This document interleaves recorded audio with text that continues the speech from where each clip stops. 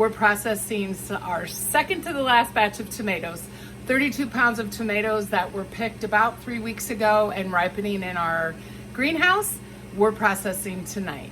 We use the saucer accessory on our KitchenAid, and Anthony is the one who runs that. Needs to be somebody a little patient, and it's definitely him and not me. So he runs them through there. You will notice we do have some green tomatoes in there. They're soft though, so they're ready to go. So our sauce isn't going to be the reddest sauce because we will have some green ones in there. But this year we do track all of the tomatoes that we process, rhubarb that we process, and this year we have processed 716.5 pounds of tomatoes, including this. And Anthony thinks we have about 25 more pounds out in the greenhouse. That's over 200 pounds less than we did last year. So that equates to about 28 quarts of either tomato sauce, spaghetti sauce, enchilada sauce. So we're gonna notice it about 8 to 9 months from now that we're a little short, but that's okay. This batch is going to be processed into spaghetti sauce out of this, the Federation for the National Food Preservation. And I'll link this cookbook. It's wonderful. It just basically lays out what to do for spaghetti sauce without meat, which is in chapter 3, page 13. The recipe is 32 pounds of tomatoes. So that works out, 30 pounds of tomatoes. It works out perfect for our 32. We'll be following that. It only yields, just so you know, 9 pints, about 9 pints, they say. So we're only gonna get 4 to 5 quarts of spaghetti sauce. We will be using, I have a new electric pressure canner, and I will be using that because that's for small batch. And so that'll be nice to be able to try that. I've had it for, probably 4 to 6 weeks, and I haven't used it yet, so it'll be good to test it out. So Anthony's gonna start. I get the tomatoes ready. Like I said, we'll have some green ones. I use this, it's actually a strawberry huller. I learned this from Sarah at Living Traditions Homestead. One of her viewers clued her into it, and it really does work nice getting these cores out. I used to use a regular tomato corer, and it kind of is like a melon baller, except it has a serrated edge around it, and my fingers after 100 pounds of tomatoes would be really sore from using it. So this saves that, and then you can just put the core in your compost bucket. So we're gonna keep going, and I'll show you when we get it ready to go to our roaster. We roast down our sauce, tomato sauce, in a roaster overnight. Sometimes it has to go 2 nights, it just depends on the humidity in our basement at the time. But I will add the onions, the peppers, and all of the spices tonight so that they kind of gel with that. The recipe in the book says to put them in a pan and get them soft that way, but I'm just gonna let them emit their flavor into the sauce. So we will bring you back and show you how much sauce we get out of this, but we'll also bring you back when we're ready to can the sauce after it's reduced so you can see that. So this will be over 24 to 48 hours process, but you'll be able to see the whole thing just in one video. So out of those 32 pounds of tomatoes, we got 13 quarts of sauce. So I'm pouring it into the roaster.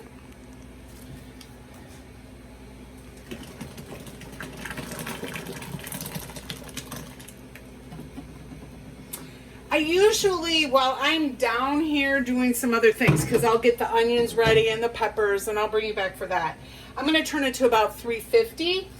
Overnight, I always turn it down to like 200. I will leave the lid off tonight, but then tomorrow when I come down to stir it before work, I will probably put the lid on it because I don't want it to go too far reduced while I'm not here checking on it. So I will bring you back once I add all the other things to the 13 quarts of sauce that will need to be reduced down. This is our tomato sauce. that we sauced just a little bit ago. I've had it at 300. I've now turned it down to 250. I don't want it to brown too much. The peppers, I'm only to add a cup. I forgot to get them out of the freezer, so I've cracked them. I'm going to put a little over a cup because the recipe says 1 pound of mushrooms, and I'm not doing that.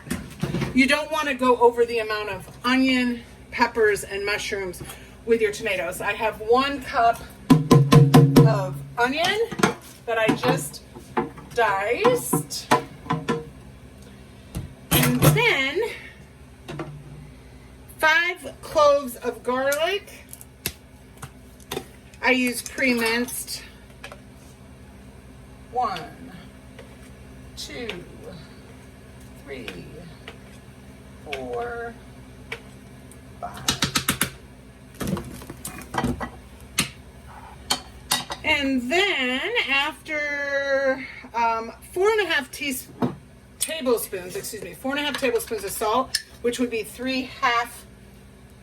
Let me look here again. 4.5 teaspoons of salt, which would be 3/2 tablespoons, or 1 tablespoon and 1/2, however you want to do that. 2 tablespoons of oregano.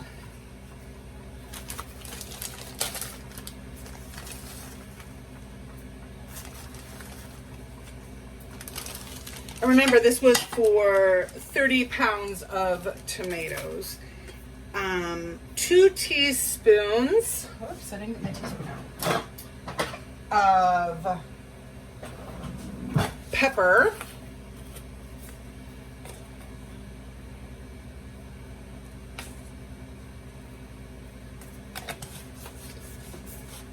A 1/4 of a cup of brown sugar. We're using brown sugar sweetener. And 4 tablespoons minced parsley, which is a 1/4 of a cup as well.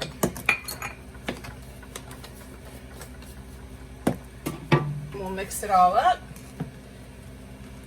And like I said, I've turned it down to 250 now. I'll check it in the morning, and if I need to, I will turn it down probably to 200 while I'm at work.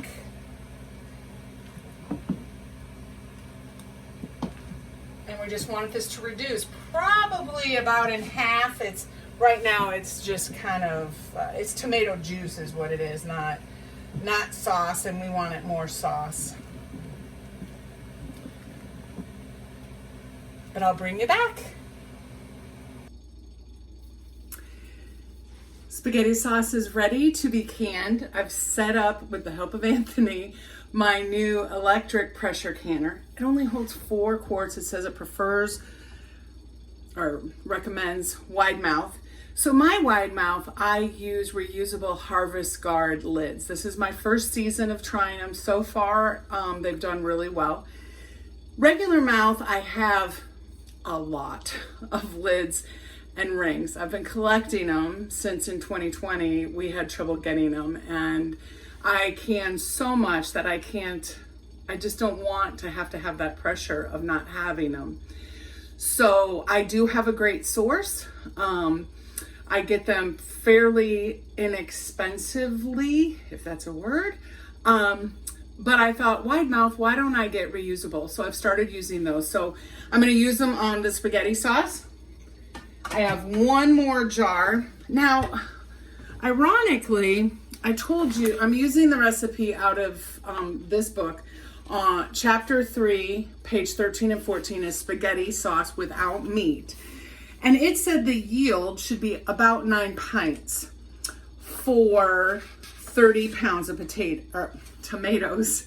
And we had 32 pounds of tomatoes, and I got 7 quarts.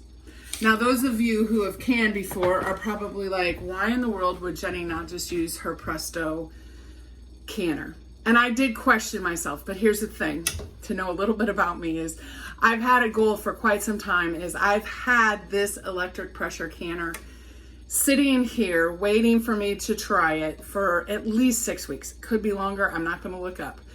And so I'm like, you know what? I just have to do the spaghetti sauce to try it and make sure I like it, make sure it works. Not that I could return it at this point. I did get a good deal. So I'm going to can up 4 jars tonight. I don't know that I'll get to the other 3 jars, but I'll put it in the refrigerator. I'll heat it back up tomorrow and I'll do the other 3 jars. But I just know myself that if I don't do it, I don't know when I'll be pressure canning a small batch again to try it. Once I try it, then I can kind of get in the groove and see if I can fit it into my routine. The other thing is, and even Anthony questioned this, is I'm canning upstairs. I'm trying it. I have a few other things I need to get done. I'm hard boiling some eggs in our Instapot. And so it was just easier for me to be up here. So this is truly, I'm checking it out. So come with me. I have to say, the spaghetti sauce looks amazing.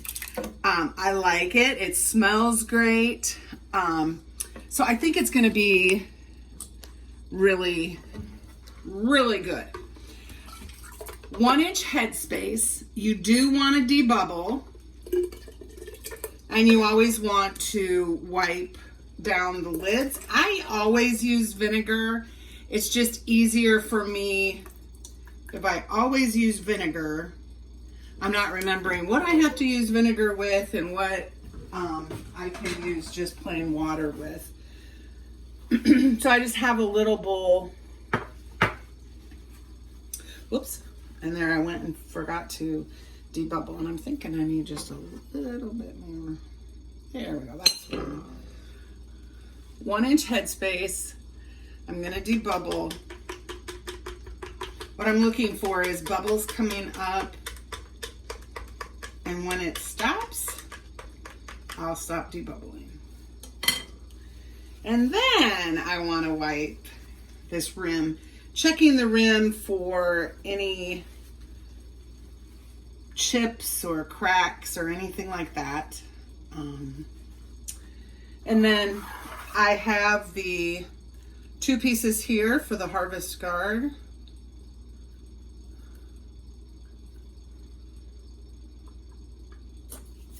And then I just use my regular ring.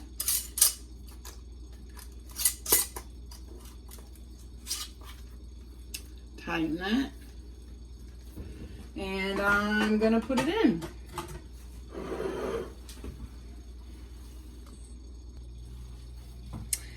So here's the front of the canner. We are going to go to high pressure. Time, it's 25 minutes for a quarts.